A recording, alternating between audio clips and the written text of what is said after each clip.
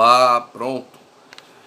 Ontem nós falamos um termo muito bacana chamado filáusia. Talvez muitos de vocês ficaram assim se perguntando, alguns já pesquisaram. Hoje nós vamos aperfeiçoar um pouco essa parte sobre a filáusia, tá? Primeiro, a filáusia, como fala o livro do padre Paulo Ricardo, baseado em muitas histórias dos santos, dos livros dos santos, ela é a raiz das várias doenças espirituais, tá? Aqui vai se relacionar aos 7 pecados capitais. Vale a pena ler o livro, tá? A filáusia, ela é uma coisa boa. Existe uma filáusia saudável, aquela que foi criada por Deus, aquela que nós falamos assim, eu preciso realmente me amar. E o que nós estamos fazendo aqui nesses exercícios espirituais é isso.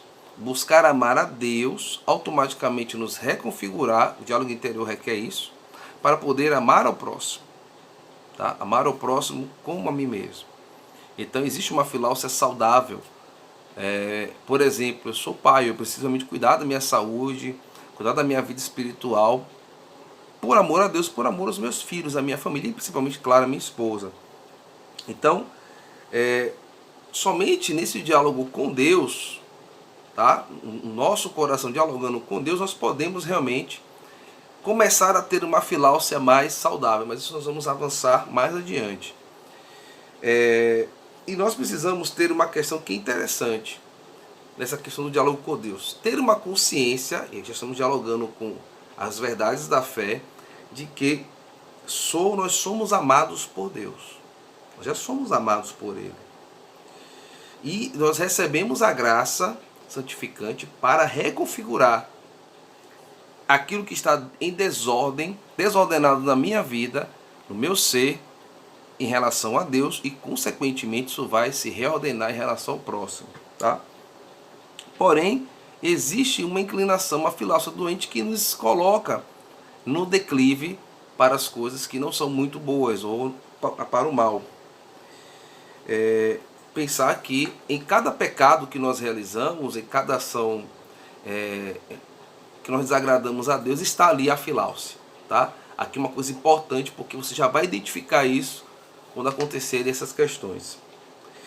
É uma questão interessante, a gente vai fazer uma análise de Gênesis capítulo 3. Se você observar, existem alguns elementos ali, entre outros, claro, mas esse aqui é bem interessante, eu coloquei alguns aqui. Primeiro, é uma centralidade das atitudes na filáusia doente em si mesmo e não em Deus. Eva observou a si mesmo, tirou a medida a partir de si mesmo, mesmo sabendo que Deus pediu que ela poderia comer todas as outros frutos do jardim, mas ela não tomou a medida de Deus, tomou a medida de si mesmo, motivada ali pela semente, e comeu o fruto proibido, tá? Então ela escuta a voz da semente, né? E em detrimento a obedecer à voz de Deus. Por isso nós estamos fazendo esse dia essa questão dos discernimentos das vozes externas, o discernimento desta voz também, desse próprio diálogo interior, dessa questão muito das questões sensuais, nós chamamos assim, né? Ou dos instintos que estão dentro de nós, do orgulho, da vanglória. Estamos agora falando sobre isso, essa filáusia doente que está em nós. Primeiro falamos do diálogo externo, estamos falando agora daquilo que está em nós enquanto responsabilidade de assumir e tomar uma atitude diante do pecado. Eu recomendo também